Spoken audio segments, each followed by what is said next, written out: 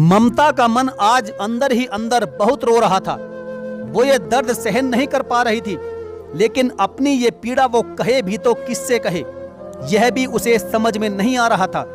ममता का तो मन कर रहा था कि चीख चीख कर सबको बताऊं कि देखो मेरे पापा ये क्या कर रहे हैं। मैं सोच रही थी कि शर्म आती है किसी को भी बोलने में कि ये मेरे पापा हैं। अब अगर इस परिस्थिति का कोई समाधान नहीं निकला तो शायद कोई बहुत बड़ी अनहोनी हो जाएगी। ममता मात्र 13 साल की थी, तब से वह अपने पापा की गंदी हरकतों को बर्दाश्त कर रही थी। वह ज्यादा कुछ नहीं समझ पाती थी कि आखिर जो उसके पापा कर रहे हैं वह सब क्या था, लेकिन उसे इतना जरूर पता था कि जो भी है वो ठीक नहीं है। अब ममता को 15वां साल चल रहा था और इतनी समझ तो उसमें आ गई थी कि क्या सही है और क्या गलत है। उसका फर्क वो बड़े आराम से कर सकती थी। अब उसमें थोड़ी बोलने की भी हिम्मत आ गई थी, इसलिए उसने अपने पापा की बात सबके सामने लाना चाहिए। लेकिन उससे पहले वो अपने पापा को एक आखिरी चेतावनी भी दे देना चाहती थी। अपने पापा की ऐसी हरकतों के बावजूद वो उन्हें एक मौका इसलिए देना चाहती थी क्योंकि वो जानती थी कि उसकी माँ बहुत भोली है, सीधी है और अपने पति की हकीकत जानकर उनका दिल चकनाचूर हो जाएगा। उनकी माँ बहुत मायूस हो जाएगी, अंदर से टूट जाएगी। हालांकि उसकी मम्मी भी अपने पति के आशिक मिजाज से अच्छी तरह से वाकिफ थी, लेकिन मामला इतना घटिया है कि बात इतनी खराब है यह वो भी नहीं जानती थी। वह एक टीचर थी तो घर और बाहर की जिम्मेदारी निभाते निभाते वह थक जाती थी। 2 बच्चों को देखना, उनकी परवरिश करना और घर की भी पूरी जिम्मेदारी मम्मी पर ही थी। पापा तो बस कभी कभी घर का सामान लाने का काम कर दिया करते थे, बाकी तो वह सब भी मम्मी को ही देखना होता था। इसलिए मम्मी चाहकर भी पापा की नीयत को नहीं भांप पाई। और फिर कहते हैं ना कि अच्छे लोगों को सब कुछ अच्छा ही लगता है, इसलिए उसे भी अपना पति ठीक ठाक ही लगता था। वह बस इतना ही जानती थी कि उसके पति को औरतों से बात करने का शौक है, बस इससे ज्यादा उसने कभी कुछ सोचा ही नहीं। ममता अपनी मम्मी से बहुत ज्यादा प्यार करती थी, इसलिए वह उन्हें टेंशन नहीं देना चाहती थी। लेकिन अब तो पानी उनके सर से बहुत ऊपर जा चुका था और अपने पिता की ऐसी हरकतें अब वो बर्दाश्त नहीं कर पा रही थी, इसलिए उसे किसी नतीजे पर तो पहुंचना ही था। दरअसल ममता का घर बहुत बड़ा था, जहां उनके अलावा बहुत सारे किराएदार भी रहा करते थे। बहुत सारी लड़कियां, औरतें उनके घर में किराए पर रहती थी। मम्मी तो सुबह सुबह ही स्कूल के लिए निकल जाती थी, जो कि घर से बहुत दूर था, इसलिए आने जाने में भी बहुत वक्त लग जाता था। घर आते आते मम्मी को लगभग पूरा दिन ही बीत जाता था। ऐसे में उसके पापा घर जल्दी आ जाते थे, बच्चों को स्कूल से भी वही लाते थे। बस फिर घर आने के बाद क्या था, पापा कभी इस औरत से तो कभी किसी और औरत से बातें ही करते रहते थे। उनकी बातें भी हमेशा अश्लील और गंदी होती थी। वह औरतों से अजीब अजीब तरह का मजाक किया करते थे। हालांकि ममता यह सब कुछ नहीं समझती थी, लेकिन उसे अपने पापा को इस तरह से पूरे टाइम किराएदार औरतों के साथ बातें करते हुए देखकर बिल्कुल भी अच्छा नहीं लगता था। हालांकि सभी लड़कियां पापा से बात नहीं करती थी, लेकिन 1-2 तो ऐसी औरतें होती ही थी जो उनके साथ खूब हंसी ठिठोली किया करती थी। एक दिन हद तो तब हो गई जब ममता ने किसी औरत आंटी के साथ अपने पापा को कमरे में जाते हुए देख लिया। पहली बार तो ममता को ये सब कुछ अच्छा नहीं लगा, लेकिन वह समझ नहीं पाई। लेकिन जब यह सिलसिला रोज होने लगा और उसने देखा कि पापा कभी किसी औरत के साथ कमरे में जाते हैं तो कभी किसी और औरत के साथ, तब ममता को समझ में आ गया कि उसके पापा उसकी मम्मी को कितना बड़ा धोखा दे रहे हैं। क्योंकि जब मम्मी घर पर होती थी तो पापा किसी भी औरत से बहुत कम बात करते थे।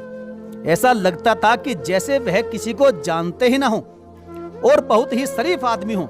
लेकिन ममता तो अपने पापा की सारी सच्चाई जानने लग गई थी और धीरे धीरे उसका अपने पापा की तरफ से मन भी बहुत खट्टा हो रहा था। ममता का भाई बहुत छोटा था, उसे ज्यादा कुछ समझ में नहीं आता था, लेकिन अब इन सब बातों से धीरे धीरे ममता की पढ़ाई लिखाई पर भी बहुत ज्यादा असर होने लग गया था। उसके दिमाग में पता नहीं क्या क्या चलता रहता था। वह अपनी माँ को इस दुख से बचाना चाहती थी और अपने पापा को भी सही रास्ते पर लाना चाहती थी। वह चाहती थी कि उसके पापा की अकल किसी भी तरीके से ठिकाने पर आ जाए, लेकिन कैसे लाई जाए यह बात उसे समझ में नहीं आ रही थी। वह भी आखिर थी तो बच्ची ही ना। वह इतनी छोटी भी नहीं थी कि उसे सही गलत का फर्क ना दिखे और इतनी बड़ी भी नहीं थी कि जाकर किसी को कुछ बोल पाए। लेकिन आज ममता ने ठान लिया था कि अब अगर पापा किसी भी औरत आंटी के साथ कमरे में गए तो वह उन्हें वहीं पर रोक देगी। कुछ देर के बाद वही हुआ जैसा रोज होता था। पापा अपनी एक सहेली के साथ बात करते करते घर में आए और उसे कमरे में लेकर चले गए।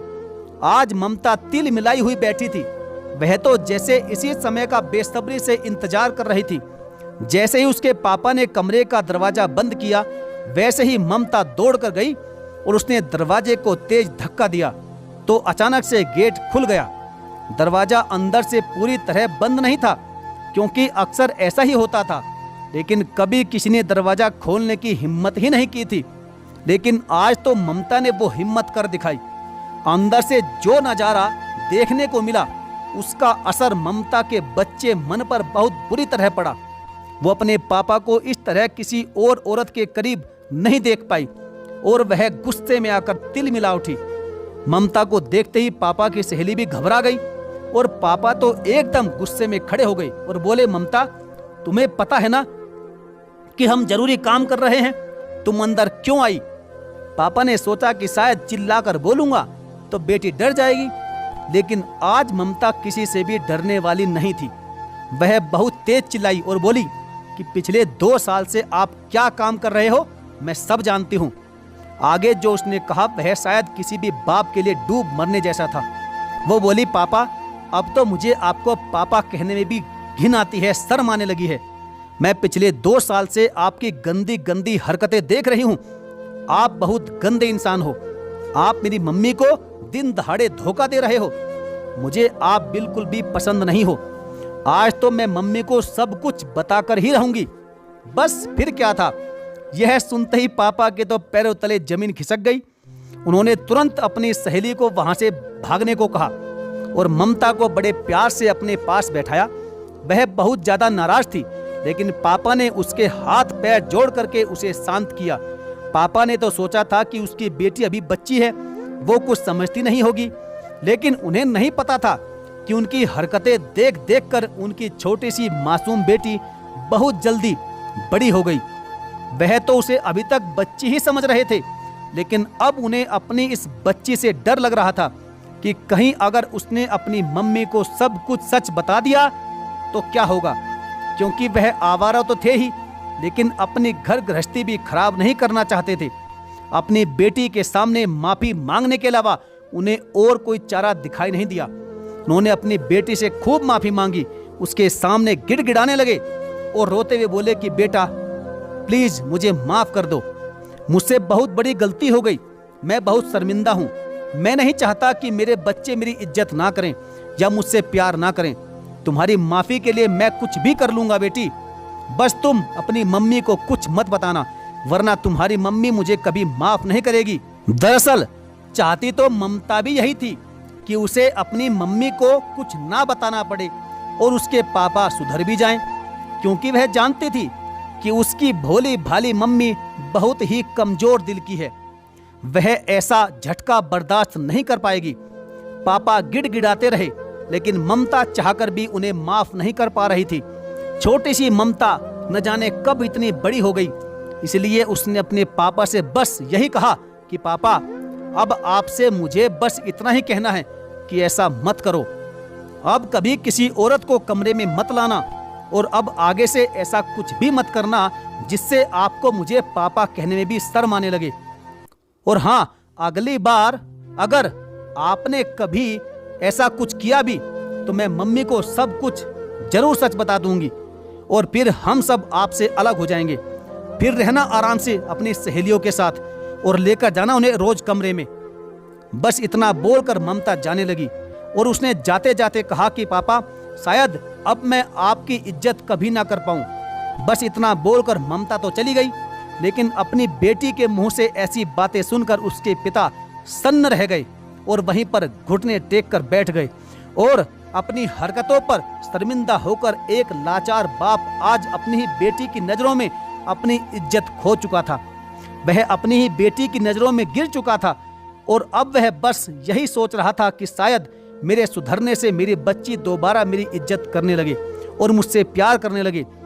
वैसे साथियों, इस बारे में मेरा भी यही मानना है कि हमें कभी भी अपने बच्चों की नज़रों में नहीं गिरना चाहिए। आजकल के बच्चे तो वैसे भी बहुत समझदार होते हैं, इसलिए बच्चों को कभी भी बच्चा ना समझें और कोई भी ऐसा काम ना करें जिससे कि बच्चों के दिल और दिमाग पर गलत असर पड़े और वह अपनी नज़रों में हमारी इज्जत को गिरा दें। तो साथियों, इस कहानी के बारे में आपका क्या विचार है? आपकी जो भी राय है कमेंट बॉक्स में लिखना बिल्कुल ना भूलें और साथ ही साथ यदि आपने अभी तक हमारे चैनल को सब्सक्राइब नहीं किया है तो सब्सक्राइब करके बेल आइकन को जरूर प्रेस कर लीजिएगा। तो चलिए साथियों, मिलेंगे फिर और किसी दमदार कहानी के साथ। तब तक के लिए धन्यवाद। जय हिंद।